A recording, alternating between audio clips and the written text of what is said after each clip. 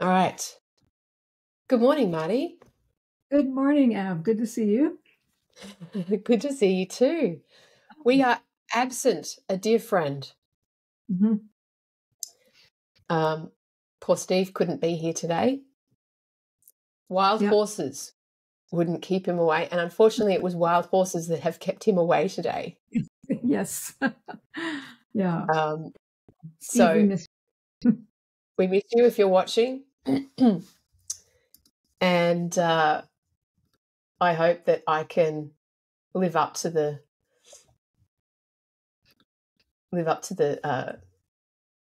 standard that Steve has set for these conversations. I'm sure you can. Well, we're talking about manifestation, and to me, this is like the core of the New Age movement from the last 20 years. Certainly, Yeah. as much as my journey has showed me, and the various kind of people that have come on the stage and talked about this. But we started talking about this last time 2 weeks ago, part 1, and this is a 4-part conversation. And I have to say already it's really mind-boggling because it looks at it from a different perspective, but a more natural perspective. It's not a push. So maybe for our listeners who maybe didn't hear last week, or just a recap, what was step 1 of this, and then do you want to introduce what we're step 2, like where we're going today? Yeah, absolutely. And interrupt me as questions come up. So we touched on this principle of manifestation, and it's really important in the world today because, well, I hardly need to say this to our listeners. We've got to go out and create stuff, right? We have to create stuff for the clients, services, products, et cetera, and we already live in a culture that is kind of nervous about being creative. Raise your hand if you have never felt doubtful about your creative self. No hands will go up.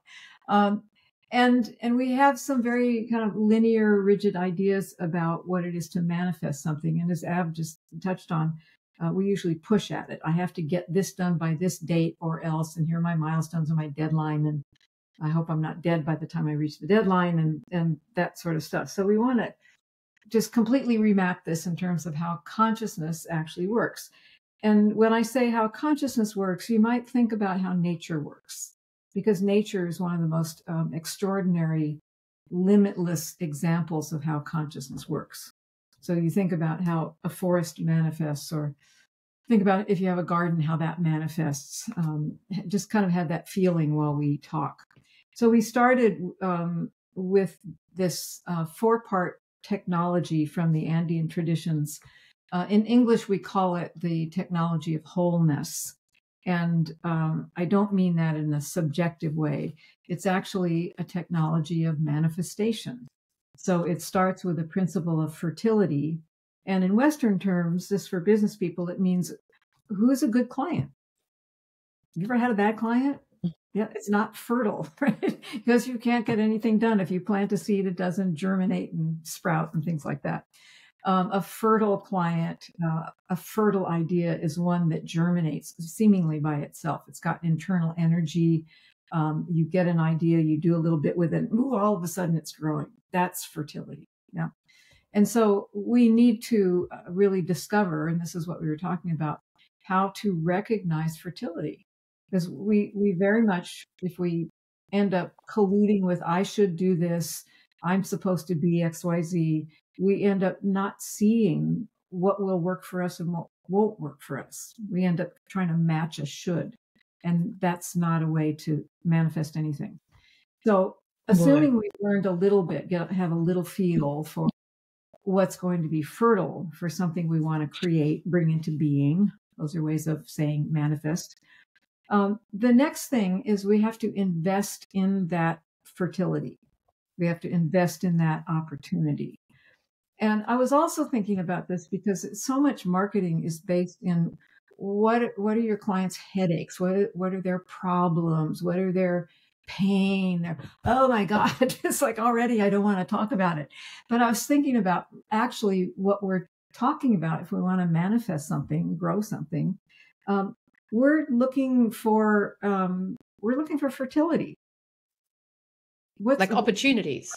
Opportunities. Right? Yeah. And I thought, well, what about challenges? No, it's too much. There's too much negativity in that. Where's the opportunity? Yeah. And, you might find a client who's saying, oh, I don't have this, I don't have that. And that's just one side of the coin. On the other side, you could find the opportunity. And so think of this as, instead of here's the headache and here's the solution and the outcome, blah, blah, blah. Think of the opportunity, and then start to map out how you invest and what you invest in that opportunity. This is today's principle. Investing in relationship, investing in opportunity for the express purpose of creating new stuff, and lots of it. And even not just one new thing and lots of it, but many new things and lots of all of that. A multiplicity of returns is how it's usually translated. Yeah. And so if I have a client and it looks like a good opportunity to help them create a new service, I will do my best to help that client, first of all, see their service in a very big context so they get a deeper meaning. So it's not just, here's my service and here's my little niche and I'm just going to do this. Everything we do has a ripple effect. And if I only invest your niche, I'm probably missing a whole bunch of opportunities or resources or who knows what. So one of the things about investing in an opportunity is keep the radar screen big, even though you're focused in the middle of it. And the investment is, how do you work with your client? How do you teach your client to work with you? The investment is maybe the client's resources. Some of the investment is money. A lot of the investment is talent. The investment might be outside resources that you bring in, but think of this as an investment. And that investment is going to grow, not just the stuff you put in. So it's a little different than investing in a stock and your dollars grow. We invest resources and energy and creative awareness. And what comes out of that investment is the totally new thing that we're going to manifest. So one of the big things is this investment and opportunity for multiplicities of return. And some of that multiplicity has to in turn support you yourself. Some of it has to support the client. And again, it's more than money. Yeah, it's energy, it's new information, it's new levels of awareness, it's new connections, new people who show up to support the project that you're manifesting. Yeah. So instead of manifesting, here is my, I don't really know what these words mean, strategy, tactics, A to B, here's my deadlines and the end point, and here's your blueprint. Manifestation is not a linear process. It's a multi-dimensional process. Yeah.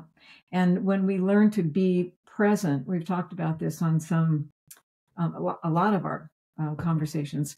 This capacity to be present means to be aware in all the dimensions of the moment you're in. And if you're really aware in this dimensional way, then you start to be aware of what you need in order to invest for this multiplicity of returns. You have more information, you have more clarity of the meaning of that information, more ability to focus. But to manifest, I think again of that image that I think I gave last time of being a fountain. Yeah. And when we're investing, you're investing in the pool of water. Yeah. And that investment creates energy, which sends the water up through the spigot in the center of the fountain, and you get a bigger and bigger upward, beautiful spray.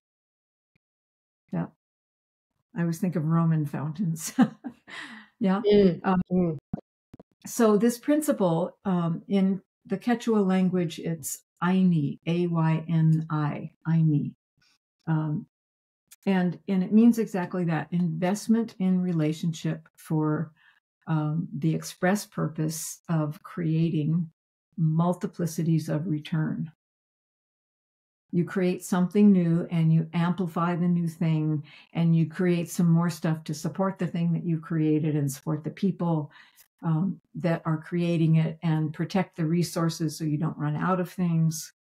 It's a multi-dimensional understanding of growing something. Yeah.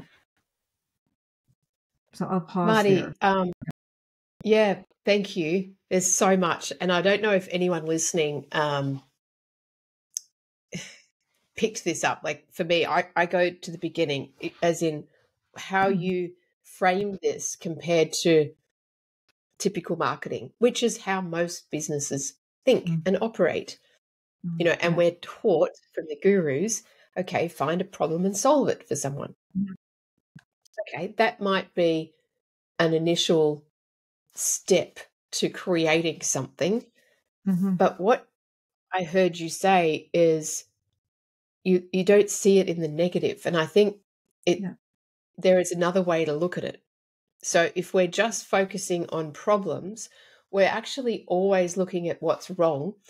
And I also feel like we're looking into the past, because then that invites you to then look at, what did I do wrong? What does it oh, we're still there. And as we know, what we focus on expands.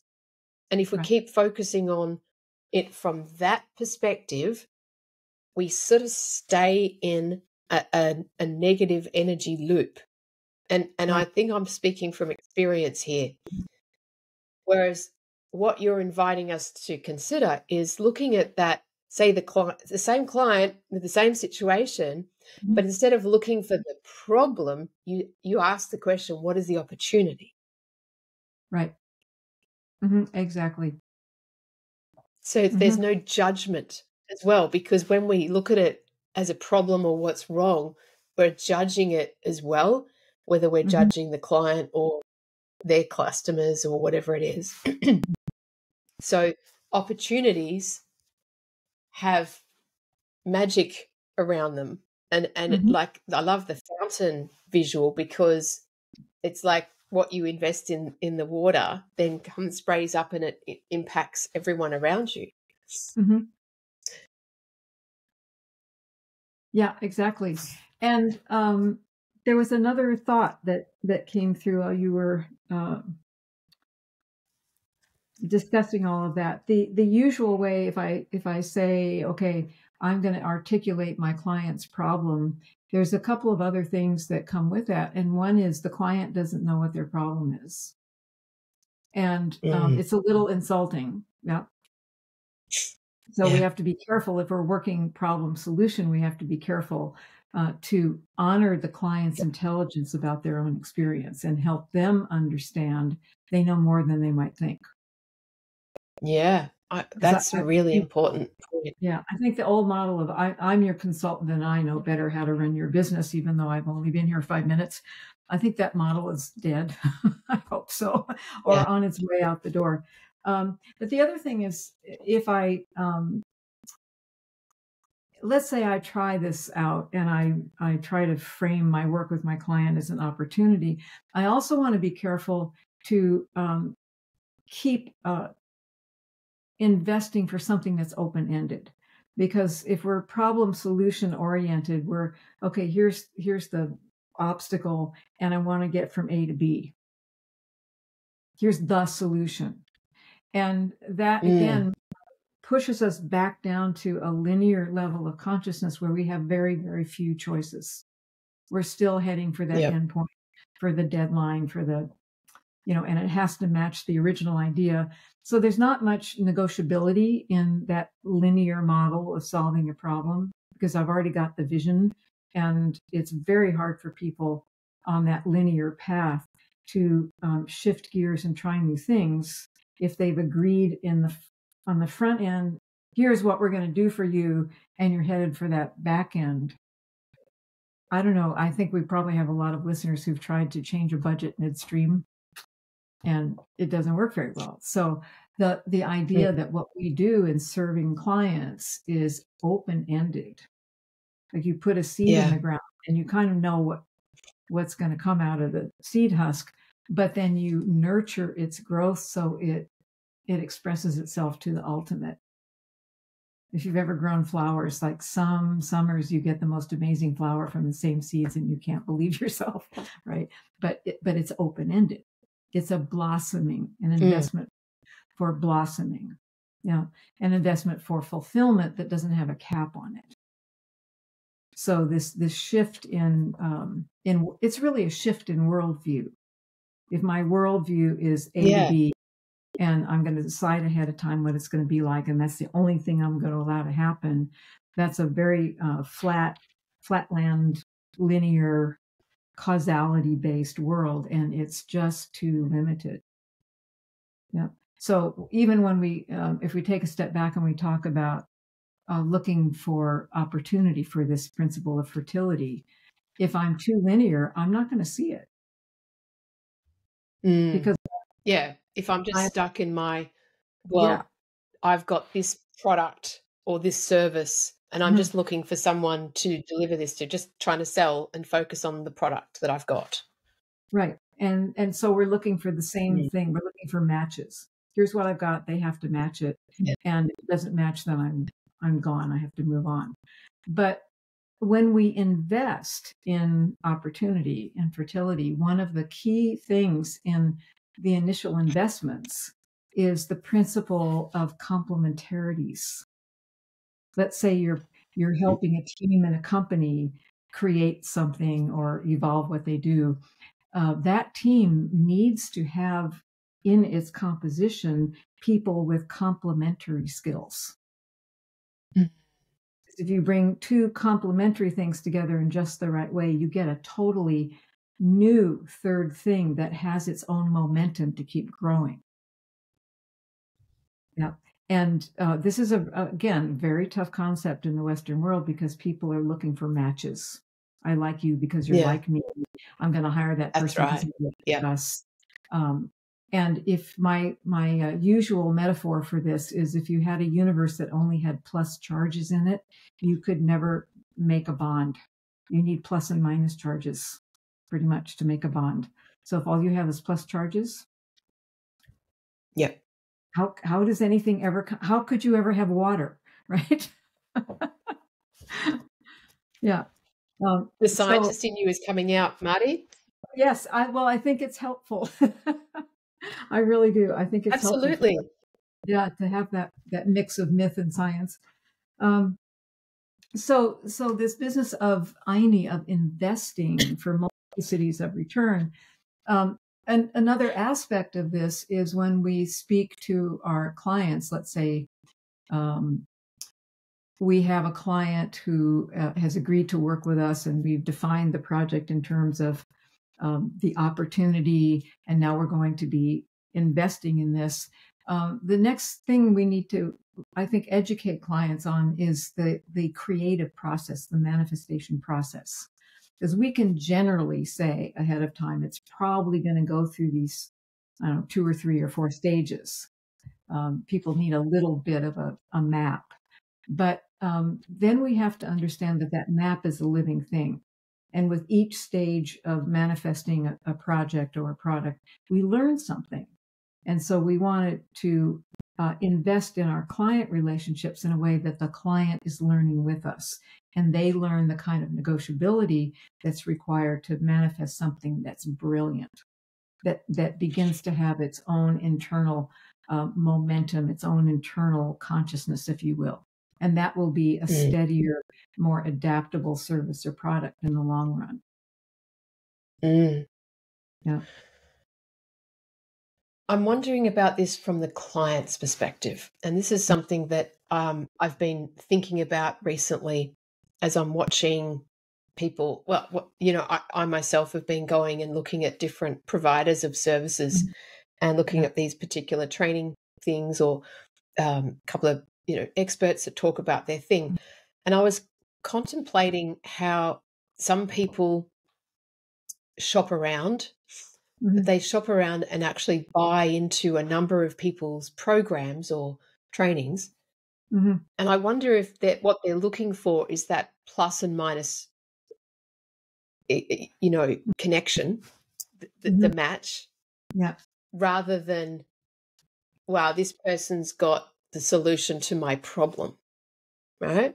Mm. And because a lot of providers, like we know, just sell one thing, or they sell a solution, right? This is my product. And so they might have a newsletter or an online training course or something like that about that. And people will shop around. They'll buy three different providers, and they're looking. And I feel like potentially they're looking for the match. Would you agree with that, Marty? Yeah, if I understand what you're saying, I think that is true. This is a very interesting inquiry. So I'm going to step into the client shoes for the moment, and I first have to ask myself how much courage I have. I think I would start with that. Do I have the courage? I've got an idea of something that I want to add to my business, or something that knowledge I need to bring into my business. Do I have the courage to bring that in and let it grow me and my company in ways I cannot predict? Because if it's really conscious and really fruitful, you have to allow for the unknown. Yeah. And if it's a good investment, if it's tiny, the investment is good, it's going to be good, it's going to be beneficial. But as a client, I have to ask myself, am I so afraid of the unknown that I want to know what it is before I take a step into it? Or can we help clients learn a completely different way to look at hiring services? Yeah.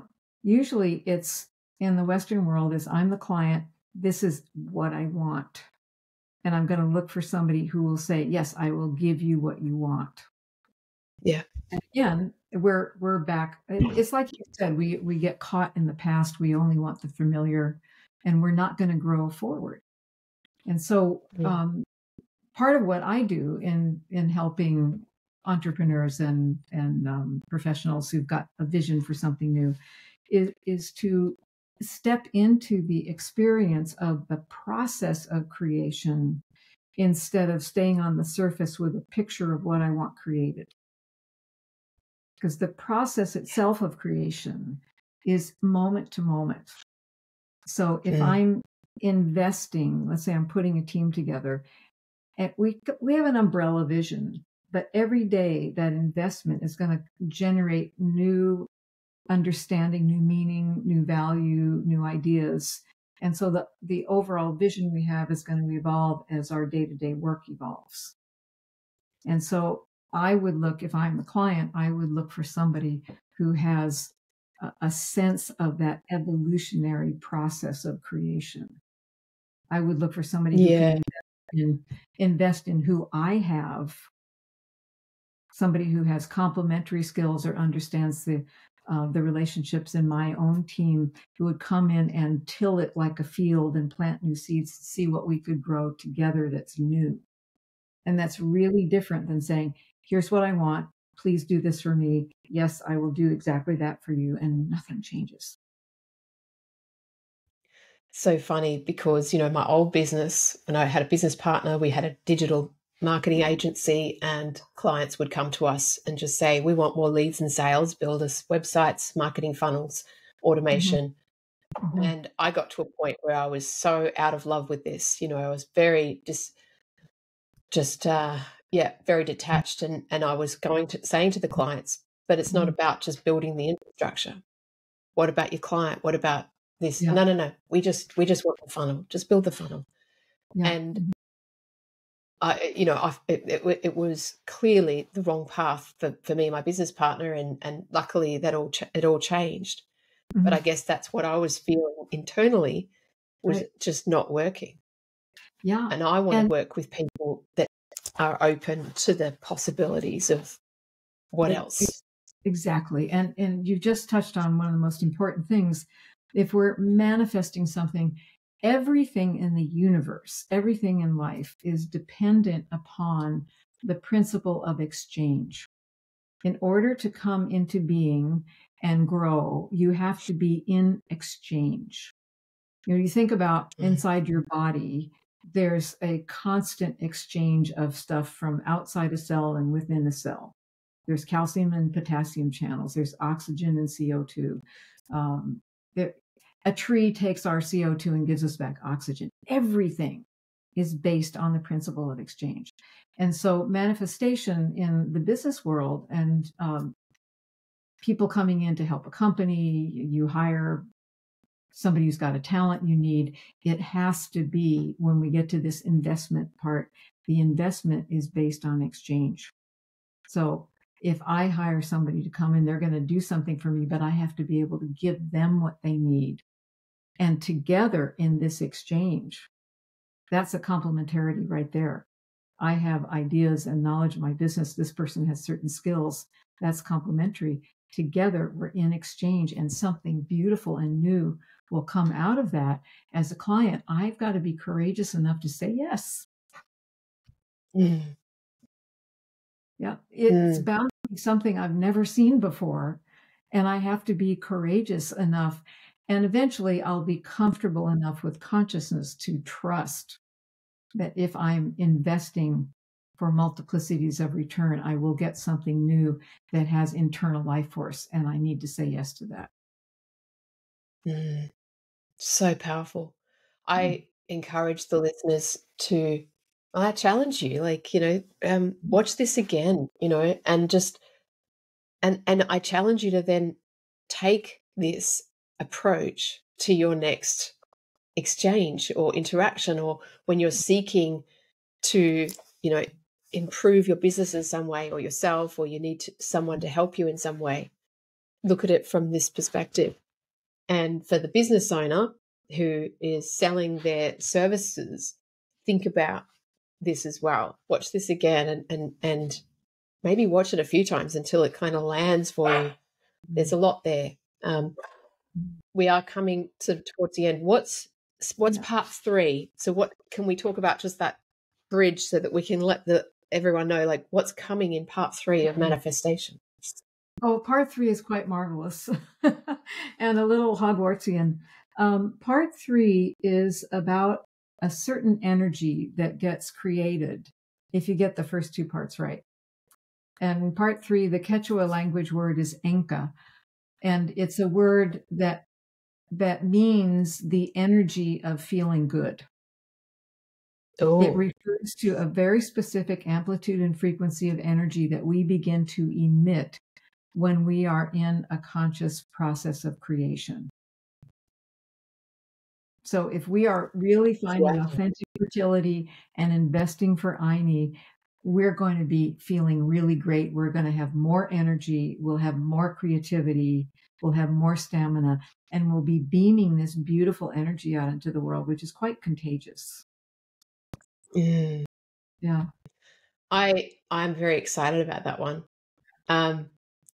Yeah. Well, thank you. See, the time's already gone, and we're going to head into the green room and record another little bit, which will be on the 6-star leaders in the community for those members. Marti, thank you so much. And I look forward to continuing our conversation. And we'll be here. Is it in a fortnight? I think we'll be here in a fortnight's time. Yeah. For part 3. Great. Thanks.